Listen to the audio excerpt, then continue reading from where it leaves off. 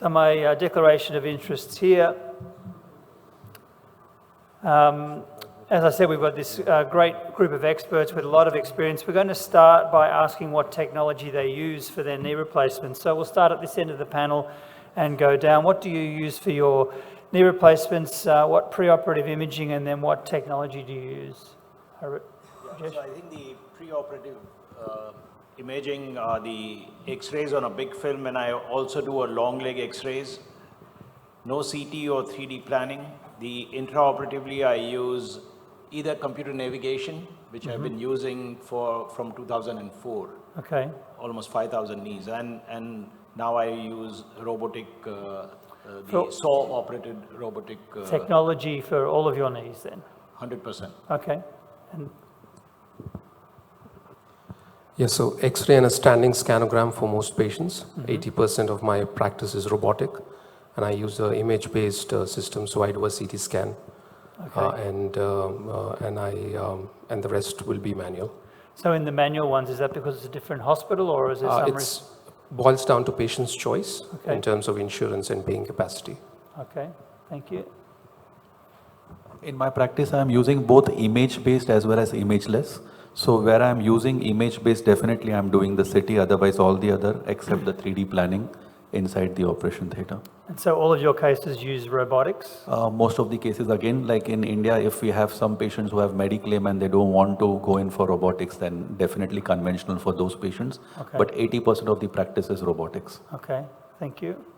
Right, so preoperative X-rays, EP standing, lateral, skyline, and scanogram for all of them. Again, I am at two hospitals. One has got a CT-based robotic system, one is imageless. Okay. So ones who go to that one, we get a CT scan done. Otherwise, it's intraoperative planning for the imageless. And as mentioned, a few patients in our country, their insurance doesn't cover the robotics. So Okay. in those cases, we have to do the conventional one. Okay, so we've got a lot of robotic experts. So far, nobody with 3D printed guides or mixed realities. How about you? Yes, so it's X-ray, scanograms, preoperative and intraoperative, the first two, and both are 50-50, although in the same institution, I am a one institution person, but robotic and manual technique are equal. Robotic is not always my choice. 50%, out of 50%, robotic is choice of patient also. Okay, So, it is not really pushed to the patient anymore because it's an open choice to them and they are reasonably aware with what they are going for. okay. David? So I'm 100% CT-based robotics, but just one point that I want to make. We talk about this being robotic surgery. The robotic part is only a very small part of the operation, right? The robot gets rid of cutting blocks and helps you make the cuts. It's not robotic surgery. It's a piece of the surgery is done robotically. Okay, thank you. And finally, Preoperative X-rays, standing X-rays, manual technique, and computer navigation. okay, thank you very much. So Amar's asked me to also include hips. So we'll just quickly run down, do the same thing again if you do hip replacements. Do you use technologies in your hips? And quickly. No, I don't. I do hip replacements, but no, I don't use technology in the hip. And can I give one reason Yeah. why I don't? I think in the knee, I need to align my knee to the hip and the ankle, which I can't see during the operation. Whereas for the hip, I think that all the things that I want to align, I can see when I operate. Okay, you can see the pelvis through this. Well, no, the ligament Okay, use anatomic and landmarks. if you plan it out, I think you are pretty much there. But there are some other advantages of robotic preparation that I've, but the Okay. navigation I did not use. So it's 50-50 again, and I think you have greater ability in how you can place the cup using technology. So Okay, more accurate, yeah. Currently, I'm not using because I don't have a system to use robotic, but I'm sold out to the concept that impingement can be seen when you're doing robotic, and definitely the limb length discrepancy, which are the other things. So there are merits of robotic hip replacement, but I'm not doing it currently. Okay, thank you. So the systems I have do not have currently the software for the hips, but I do understand obviously the advantages. So as and when available, yes, we can definitely use Okay, it. thank you. Completely manual. Manual. Yeah. David? 100% robotic. 100% robotic. completely manual. Completely manual. All right, so I'm going to show you some data from Australia. This is the Australian Joint Registry looking at the use of technology in our country. And on the left you have knees and on the right you have hips. And that's a 20-year period. And you can see that manual's technique for hips has gone down, sorry, for knees has gone down from 100% to less than half now, with robotics coming up and also a high use of navigation. But in hips, you can see it's much later to change. So I'll ask Dr. Masulmani, why do you think we don't see technology use as much in hips as in knees? I think when it comes to the Indian surgeons, my sense is we do more knees as compared to hips in terms of practice. For me, it is almost 80-20. So generally speaking, and number two, most systems have introduced the total knee application before the total hip application. So I think there are just one or two systems which actually do the hip. So I think that has increased the adoption for the knee over the hip. So you're nodding there, David, do you agree? Do you think there's... Yeah, I think we just heard it from two panelists here. Why don't I do it for hips? Because I don't have access to it. Yeah. I would love to do it, I don't have access to it. And there is some complexity involved in where you place your pins in hips is against in the knee. Yeah. And the numbers, as I said, we do here are so much less compared to the knees. Yes. And there is an approach issue also. Every surgeon has a different approach. So a technology which gives you access to only a particular approach in the hip, like a direct anterior approach. So some surgeons may not be doing it or comfortable doing it, so they don't do the hips and they do something else. Knee has much more complex issues, in terms of alignment, and as Dr. Maniyar also mentioned, that hip and ankle you need to see, while hip doesn't have that. Whatever you need to see is there. So that's why the adaptation of this technology among surgeons is slightly lower in hip surgery. I guess the other reason, the hip patients are more happy also. We all know about the hip score, but when it comes to knee, as we just had a debate that we felt that 20% of the patients are not happy, but maybe that's not the number, but yet we have a knee score which patients are not happy about. Okay, so we've heard the rates of use of technologies on the panel, a very high use of technology in knees and about 50-50 in hips.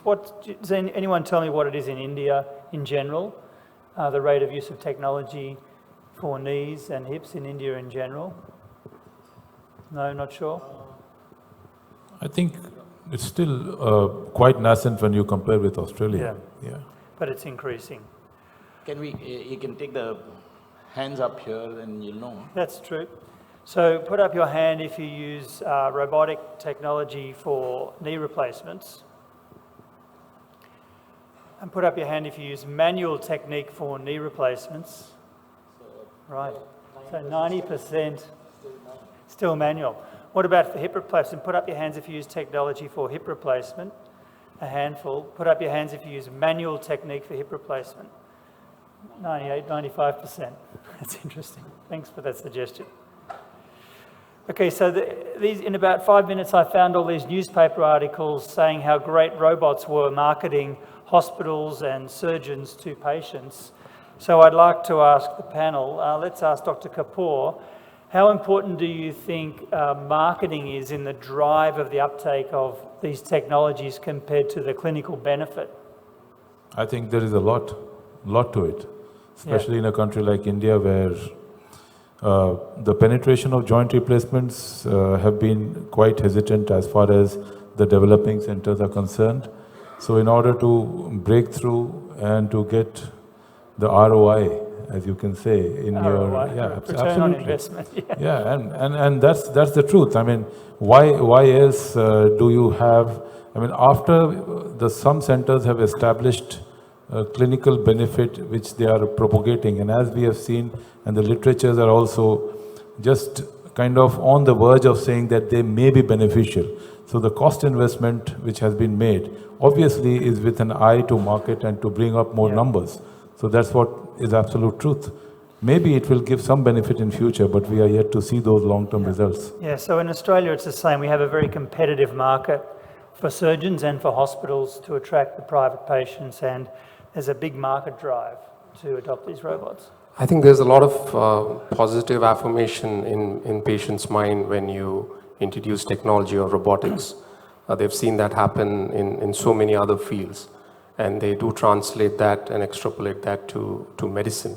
That's number one. Number two, in our experience, when we started in 2020 in my previous hospital, there was zero marketing, but the adoption and the way the patients wanted robotics, we were booked for the first 3-4 months right away. Yeah, the patients want it. It depends on region, it depends on how patients actually perceive technology. It was a pleasant surprise even for us at how quickly patients started adopting. Okay. So this is a representation of surgeons. On the left, you have the infrequent surgeons that do less than 6 per annum. And you guys are all on the right-hand side of this graph, where you're high-volume surgeons, and you have access to these enabling technologies, but there's a majority of surgeons. So my question is, who needs the technology most? Who needs these technologies most? I'll ask Dr. Nalamotu. Who needs the technology? Is it the high-volume surgeon that needs it, or the lower volume, or the middle surgeon that needs the technology? High volume surgery. You think the high-volume needs the technology? I think it's the middle left half onwards. It's on the other side, because the technology would probably correct the issues which they have with the surgery. Yeah. High volume surgeons probably would not bother to have those technologies because they are high volume. They don't have probably got, maybe their experience is much more, they have much better access to, and for them technology just is an added tool. But for the other surgeons who need course correction and alignment, I think they would benefit from the technology much more. Yeah. Yeah, I think it's a catch-22 situation there. Somebody who has a low volume can never justify the capital investment going into a robot. Yeah. So, I would think everybody needs it. Correct. Let me ask you a question. Okay. If this group is doing manual surgery, who needs manual jigs? Does all of them need it or none? You mean the high-volume surgeons? No, all of the surgeons are doing total knee arthroplasty, They need manual jigs. and they are doing it manually. How many of them need, or who needs the manual jigs? Yes. All of them. And that is exactly what the technologies are allowing you, just getting your alignment. Yeah. The rest of the surgery, as David said, is 80-90% of the surgery is Soft tissue, yeah. other things, And everything exposure and everything else. But the enabling technologies just allow you to get accurate, precise cuts, don't they, of the bone? And if Exactly. you're an experienced surgeon, can you get that anyway without the Well, I think technology? that has been proven way beyond the, in number of studies, that even with the expert hands, the mechanical jigs have their limitations. Yeah.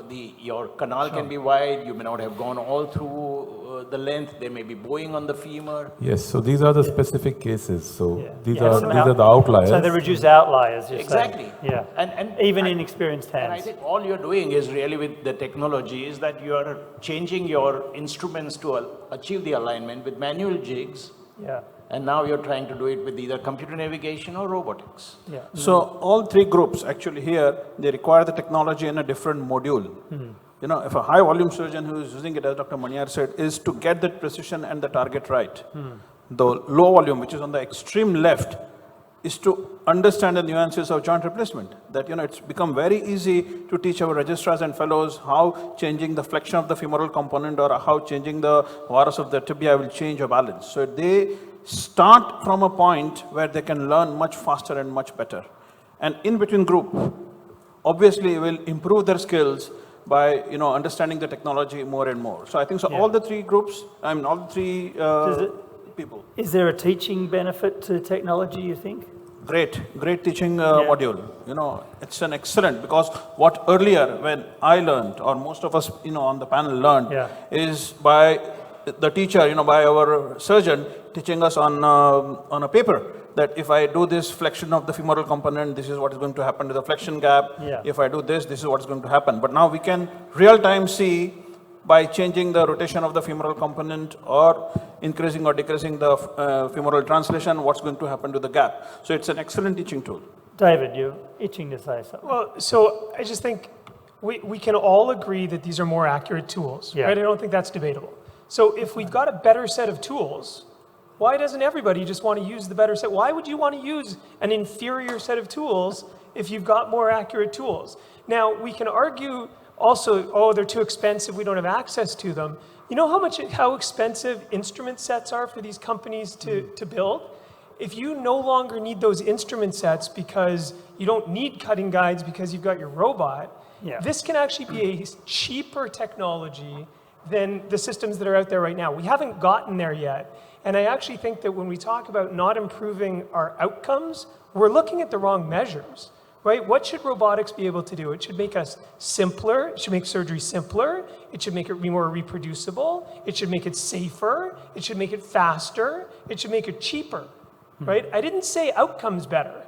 But if we can do those things, then we've improved what we've done. And robotics should be able to do that for us. Except for the last one, which is not happening. Which one? The cheaper part. Well, it's not yet, but it should. But that's because the companies are making money on it. It's actually cheaper if you look at the overall, if you look at the cost outlays, it can actually be cheaper. Yeah, from the point, Okay, so we all know that surgeons that do higher volumes have lower revision rates. That's been seen in the registry. So my point was that the surgeons that need it more probably have less access to it. So I take it everybody agrees that these technologies improve your accuracy. There's nobody that disagrees. We've done some work in hips with a very simple inertial technology that takes only a couple of minutes to register. And we've shown that we can improve the accuracy of our hip replacements. So you've talked about knees. Does technology improve the accuracy in hip replacements as well, do you think? I think it has. It is more complex to use, but it has. With the navigation, it improved. But with the robotics now, one single reaming of the acetabulum, I think it has taken it to the next level. And probably, it's going to improve. And does improving the accuracy in hips make a difference to the result of the hip replacement? I would think it would, definitely to the dislocation rate, if your both components are placed so accurately. And to the integration. Yeah, so that's what we think too. And what about, we've talked a bit about outcomes. Does the surgeons think there's evidence that technology improves outcomes?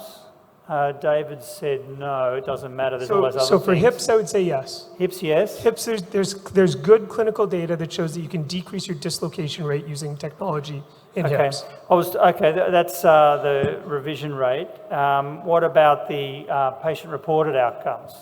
You don't think it makes a difference? Does anyone want to say whether the technologies improve the patient-reported outcomes? So we just presented our paper, 100 cases, almost 100, navigated and robotic at the Knee Society, with the European Knee Society in London, and it is with the journal for publication at the moment. And at 3 months, yes, there is a better outcome in some of the parameters with robotic surgery. But at 1 year, it evens out. So I would think that you would need larger studies. And I also think that our way we assess our results also needs to change. Because with most of the scores that we have, the ceiling effect is very high. And if you're going to identify people up there, then you need scores which will be able to pick out and tell you that there is a difference between the two. Yeah, okay. So we've had debates on the alignment earlier, and this paper I quoted earlier from Sam showing that if you really need robotics or technology to be able to do this alignment this accurately, I think they think there is an improvement in the patient-reported outcomes. So David's already said what I think, that technology reduces the revisions in hips, but not in knees. Does anyone disagree with that? I think the same Australian registry showed the revision rate take a dip with robotics. It's very minimal, but very yes. minimal difference. So there's actually no difference between total knee done with robot or manual. If you look at all the knees, if you subgroup it into younger patients, they've found a difference. Uni knees the same. So they're saying this is the current registry, total knee. Yeah, if you further dissect it down and you just look at make a triathlon versus manual triathlon, there was still a difference. If you torture the data enough, eventually it'll talk. So with navigation, I think the Australian registry initially showed at 10 years with the higher age, lower age group people, and then with the but probably by readjusting some of the preoperative parameters, they probably thought that there is no difference. But Norwegian registry has shown, Korean studies and from Germany, that the revision rates were lower with the navigation. Large Okay, numbers. and there's lots of registry data to show that the revision rates are lower in hips if you use navigation from the US, UK and Australia. Okay, so this is an X-ray, this is a CT scan slice rather, the patient's supine, so that cup's retroverted, they've got groin pain. This is actually a legal case.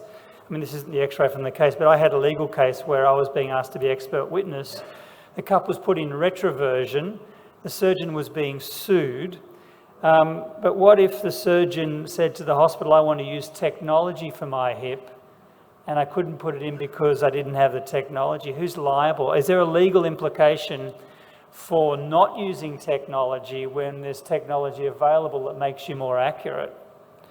Dr. Shah, do you want to make a comment on that? So, this surgery for so many years was being done manually, and we never put retroverted cups. So it is definitely a surgical error, probably on the surgeon's side. So you cannot blame hospital, you cannot blame that because I don't have a technology, I did this cup this way. So it's something the surgeon has to accept that this is not the right position in which he is implanted. Okay.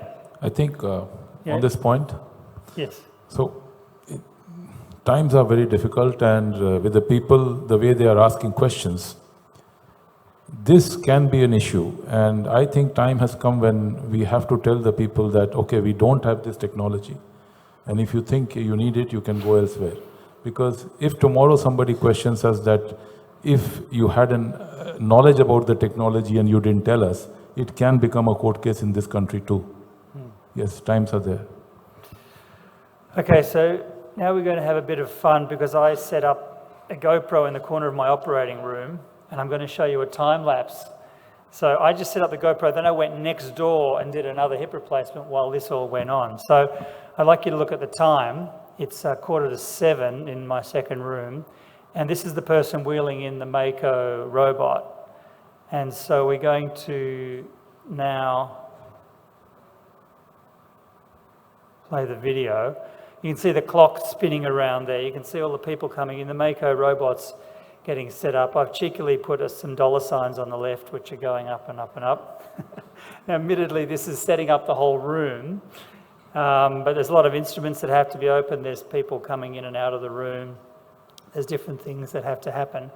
So there's no doubt that using the technology makes it more complicated. There's more trays and you need more people and a more expert team. So in this case, that camera's been running for 2 hours now and the patients come into the room. So my question to the surgeons is, if you look at the time, it's now 9:15, patients just come into the room. Does technology add time to your cases? So I'll ask Dr. Reddy, does technology add time to your cases during the surgery or before the surgery? He's not on the panel. Oh, sorry. Yeah. Sorry, you can answer for me, thank you. So we've published on this. We've looked at our manual bilateral timings versus robotic. And we showed that there was an initial increase, and after the learning curve, our robotics are much faster as compared to our manual bilaterals. Okay. So we published on this. So you have an expert team. How important? Boils down to efficiency and how the rooms are run. We've done as many as 15 to 17 cases in a day with the robot, so it boils down to efficiency. Okay. Yeah, I would actually argue that you need a less proficient team. Okay. They need to be able to drape the robot. Yeah. They don't need to know any of the instruments for the knee replacement. Okay. Right? So with a manual instrument knee replacement, there are a lot of steps where you're using one cutting guide, then another cutting guide, then another cutting guide. There are a lot of different steps. With the Mako robot, at least, which is the one I have the most experience with, they set up the robot and then they watch you do the operation. Okay. So the time we lost during registration and gap capture, we made up during bone cuts, and that's how we became efficient. Good. Okay, thank you. So this is now setting the patient up. Now I've got a question for Dr. Masalmani. So we're finally getting to the point where we can start the surgery. So we've got the patient draped. Let's just say the robot now stops working. So the robot has been set up, the patient's got the spinal in, they're asleep, prepped and draped, the robot stops working. What do you do? Just go back and do good old manual. So let's go down the panel. It's happened twice Yeah, in the number of cases that we've done. yeah. I want to ask the whole, yeah. Yeah, so I think I have a backup of navigation machine. Yeah. And if robo stops, that has happened because it's the early experience, then go back to the navigation. But I've not had to go to the manual ever. And I think your timing here, you know, if you should have a simultaneous timing when no robo was being used. Sure. I think your theater staff is going to have a similar time. Yeah, sure. Because robo actually doesn't take much time to get and set up. No, I'm just being cheeky and making a point, that's all. Do you keep going with the surgery or do you stop if the robot stops working? No, I think if robo stops and my navigation also stops, then I think you have no choice but to do the manual. Yeah. But you know, the good thing is that having done so many navigated and robotic surgery, it has actually taught you how to improve your manual instruments as well. Yeah. I would go ahead and do the manual if that. Okay. I have one question for Dr. David. If you have taken a consent for robotic and that particular day the robot is not functioning, if something like this happens and you have to do conventional, so how do you come out and tell the patient that you've not So done I'd say two things. I consent patients for knee replacement. I don't consent them for robotic or manual. I consent them That's a for good knee point. replacement. That's number one. And number two, I've done thousands of these. The robot has had every error possible, just like every computer. You turn it off, you turn it back on, you clean the cables. I've never actually not been able to use the robot. But my analogy that I tell patients or people that ask me this, I don't know if cars are similar here as in North America. In North America, most cars have a spare tire, but it's this tiny little round thing that'll kind of get you home if you need to, but it's not what you want to drive on every day. You still need to be able to use those mechanical instruments to get you home when you need to, but it's not what you use every day. So in your place where there's a lot of robotic surgery and you're training residents and fellows, do you make sure they can do the surgery manually? Is that part of the training? It is. Yeah. I think it's critically important that people can still do surgery without it. Yeah, I think that's a good point because, you know, when I asked a panel of surgeons in Australia, some of them said they'd stop the surgery. Yes. So in fact, doing the robotic surgery makes us experienced surgeons even a better surgeon. Yeah. That, you know, we can teach our assistants and juniors much better than what we were doing 5 years, 10 years ago, because we can actually objectively show them what's happening on the graph.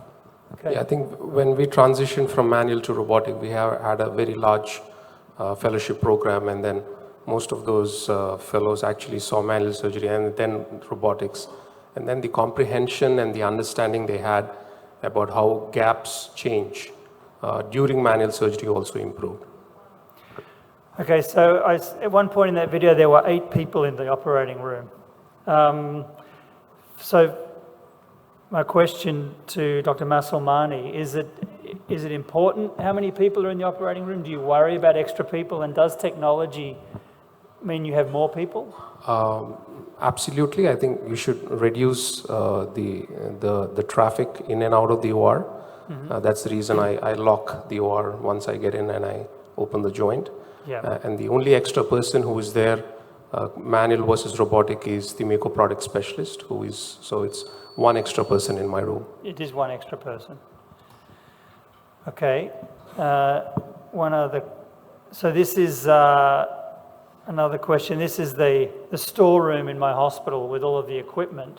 So a lot of these technologies we use a single platform. So you can only use a Mako with a Stryker knee, and you can only use the Smith & Nephew one with the Smith & Nephew knee. You know, does that create a problem for you? I mean, New York doesn't have much storage space. When I went to New York and went to my apartment, I said, do you have any storage here? He said, sure, we've got storage. It's in New Jersey. So do you store your spare robots in New Jersey? You know, should these be open platform? Is it a problem that they're only closed platform? Who wants to answer that? Dr. Shetty? I guess all of us would love it if going forward, if the system which we have allows us to do any implant.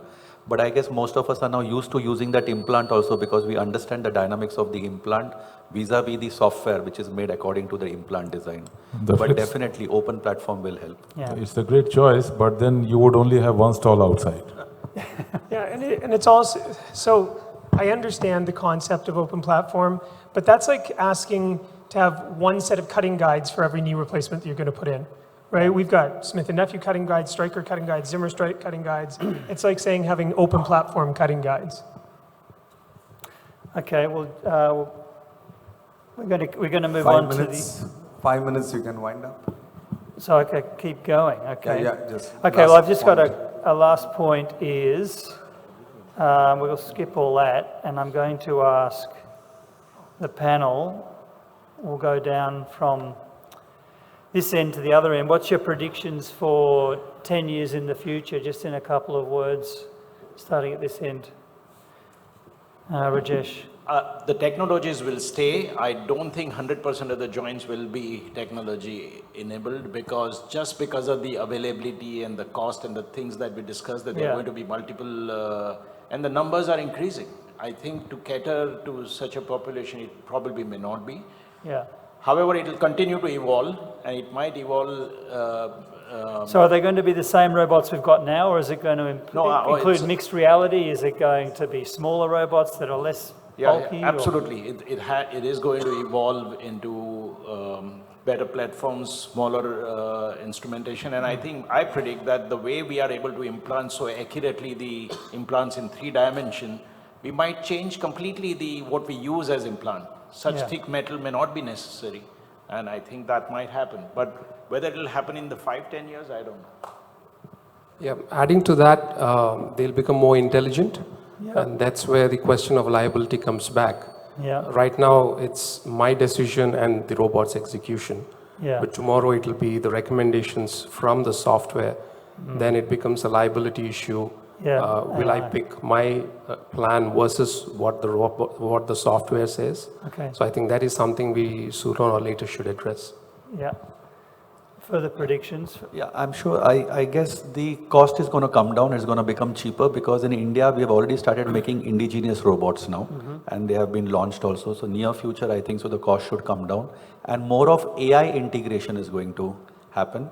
And I guess time is not far away where maybe once the plan is there, we may have people sitting across the board and guiding us that what are the changes that has to be done, and so that can be executed inside the operation theater. So distant surgeries can also be done by stalwarts who can guide the juniors and tell them this is how you balance as long as the exposure and everything is right. Okay. Right. So a country as huge as ours, I'm sure the cost is important thing, but as more and more companies are coming into it, indigenous technology is being used, the cost will come down. And once the cost comes down, the penetration in the market will be much more than what we have today. Yeah. So more and more surgeons will be using this technology or some form of assisted technology, in future. Yeah. And maybe not 10 years, but maybe a few years down the line, AI enabled robotic surgery with newer implants probably is what we are looking at. Quickly, anything AI and virtual reality is probably the way to go. And yes, for the hip, the most important part is the 3D templating, and doing the complex hip procedures would become easier. Okay. And robotics, I think, would become, as you said, maybe the platform would open up and it would throw out the possibilities of usage of several implants. Okay. David, you got any predictions for us? Yeah, I just think it's going to be slow incremental change. 2035 is not that far away. We like to think these things are going to come quickly. Yeah. There will be more adoption, there will be advancements in systems, but they're going to look relatively similar to today. Okay. And finally, any predictions for the future? More advanced robots may come with the AI, added AI.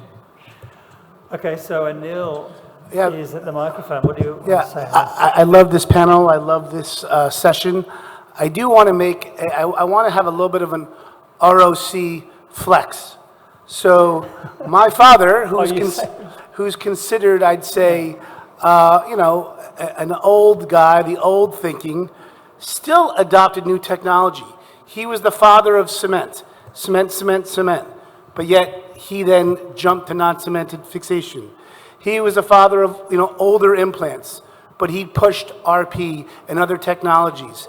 So he always said, never be the first, but never be the last. ROC in Delhi with Larry Dorr, another ROC father, were really the ones that brought Mako to the world by adding the hip platform.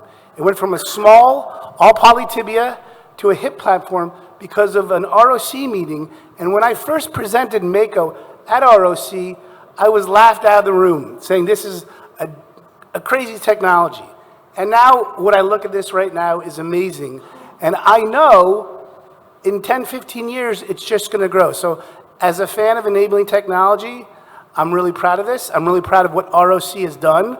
Another example of how my father's vision, and if he had 15 more years, my dad would be using a robot. Thank you. I think we have one quick case. Suhas, you have a case? One quick case and then we take the question. Can I ask a question in the meanwhile? Question to the panel till he's setting up. Do you think with the re-emergence of resurfacing, robotics and resurfacing is going to be a perfect match in the future? You mean hip resurfacing? Yeah. Yeah, that's an interesting question. Can hip resurfacing solve the problems of, can technology solve problems of hip resurfacing? Maybe, but hip replacements are so good that it's going to take a lot for hip resurfacing to make a real reemergence. Yeah, I just wanted to interject because I have to be the contrarian on the all technology panel. Yeah, sure. Right? The first problem we have is in the hip and in the knee, we don't know what the target is. Right? We spent a few hours today arguing on what the alignment should be. If we know what the alignment should be, a technology can make us hit that target more reproducible, right? But right now we don't know what that target is. So that's the value of these technologies. The future is easy. In the future, there will be no registration, right? A camera will look at the hip or the knee and it will register the pelvis without arrays. So an arrayless, instantaneous registration that can change based on the pelvic moving or the knee moving, because it will just know where it is. That's when it'll be a game changer.